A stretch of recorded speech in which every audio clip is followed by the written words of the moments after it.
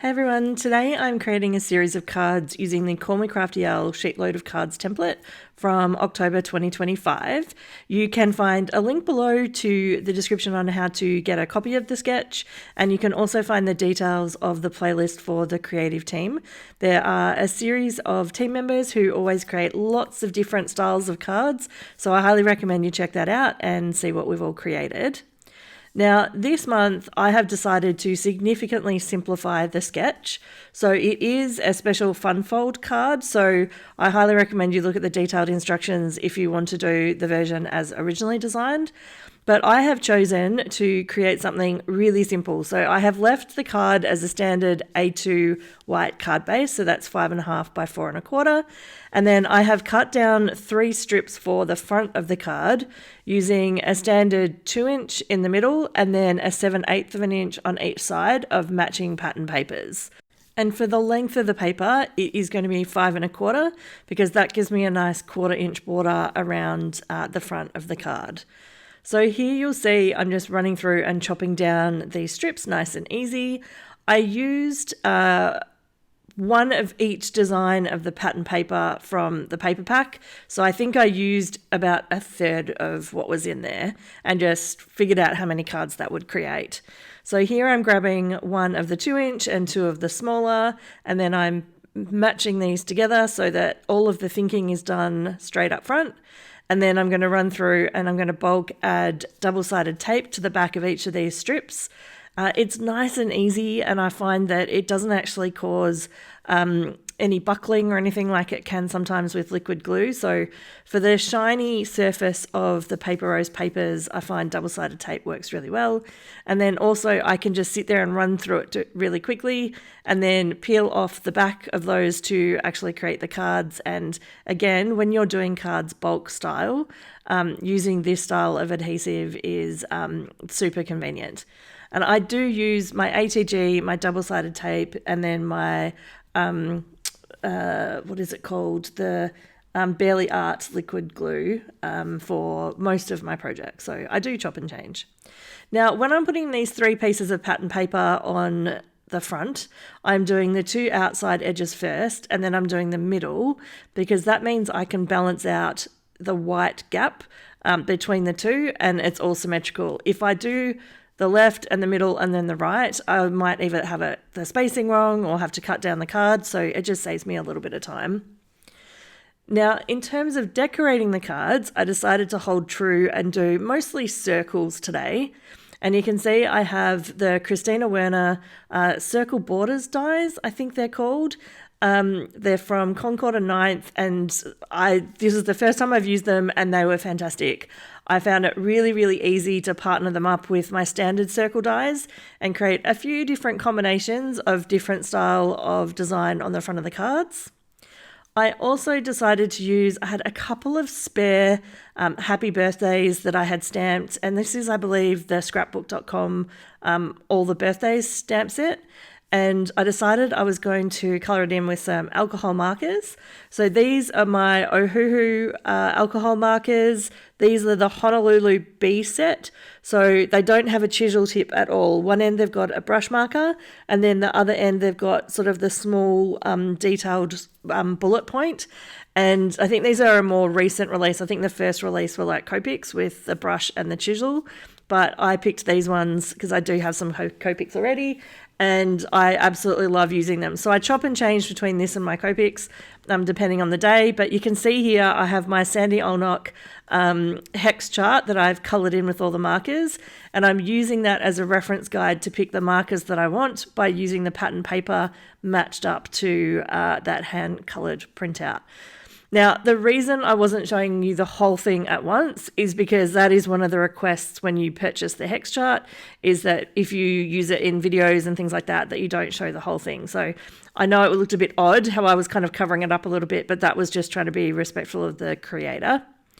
So here I am just doing some really basic Copic colouring. I'm just using a darker red and a lighter red to have a little bit of shading, and then I do exactly the same thing with the blues.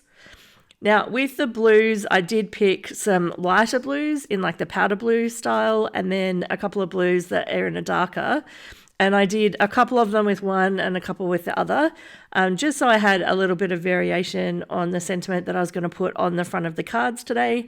And both of them worked out quite nicely. And when I get to the part of the video, I just match them up with which of the pattern paper color designs I think they worked best with. So you'll notice a lot of the cards look very similar, but from a sentiment perspective, several of them look quite different with either the blues or the reds, and whether they're the circles or, as I said, I've done a couple of these squares. These were leftovers in my stash, so I'm happy that I have used them up, and I've been able to create a bit of a variety. You can see on the screen that there are some bright red and some bright blue circles. These are using the bold gloss coloured cardstock from scrapbook.com, and I decided they were absolutely perfect for matting some of these squares as well. So I did pull some of the extra cardstock out of my stash and then add a little bit of a border around these before attaching them to the cards. There is one exception, and that is, I think, the third one here on the list, and that's because that square actually has a double stitched edge around it already. So I decided not to add the blue layer because it already had enough interest around the edge, saved me a little bit of time and a little bit of cardstock, and again made something that looked a little bit different to the others, which was one of my goals today. Again, with the double-sided tape, I just used that for pretty much this whole project, I think. Maybe the exception is when I attach the circle sentiments to the cards. I think with those, I definitely use my liquid glue. Here I'm using my Versafine Onyx Black ink, and I am trying to make sure that I am inking up the stamp really, really well. Normally I would use a MISTI for this just in case I made a mistake. But I decided that if I did misstamp this sentiment, this circle sentiment, on some of these pre-cut circles, that I could simply stamp it onto another circle and attach it over the top, so the mistake would be easily fixed. So I winged it, and I was pretty impressed that I was pretty straight with most of these without leaning into the camera, which was nice. And this was a little bit of a different use of these circle stamps for me. Normally I use them on a smaller circle where it's like quite a tight fit, but here I'm using it on some bigger circles where there's some more white around the edge, and I actually really like that look. It's something different than what I've done before, and that's always good to try out something new.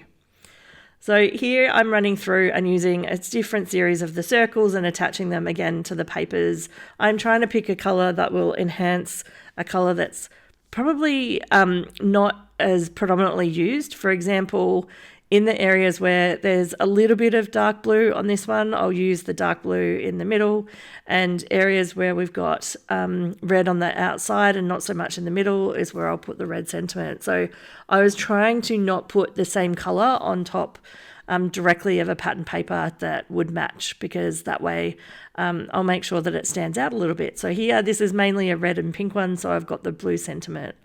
There's a little bit of logic to what I'm doing, and as I start to use these up, I try and make some choices based off the pattern papers that are left behind, so that I don't end up with one that looks like an awkward fit if I can help it. You can also see there that I do have the happy birthday rectangles, and at this stage I wasn't sure if I was going to need or use those, but I had matted a couple of them in some of the leftover blue cardstock as well, so that I had them ready to go just in case I didn't have enough of these circles to cover all of my cards. If you're enjoying the video, it would be great if you could hit the like button. That is how YouTube knows to share it with more viewers, and it really does help small channels like mine grow. So thank you in advance for that. Now, do you have favorite sentiments that you use all the time and are your go-tos? For me, these magic messages from Lawn Fawn are absolutely one of my favorites. I do love, there's a series from Concord and Ninth called All the Thanks, All the Love, All the Birthdays. They are also another favourite of mine. Maybe put a comment below on what are your favourite stamp sets. Here I am adding some stamping of a little alien to the final 4 cards, and I'm attaching that with the little rectangle happy birthdays, and this gives me a really nice little basic design that when you give it to someone, especially to a child, I'd assume for these, they can colour in that image on their own. So I'm not going to colour it in for them. It's a very thin line, so it'd be difficult with Copics, I think, or even with my Ohuhu markers. So I think used the right way, these would be super fun for a child to be able to finish off the card themselves with coloured pencils, markers, paints, whatever they have. I'm sure they'd have a blast. I have put a video here that I think you might enjoy. Have a great day.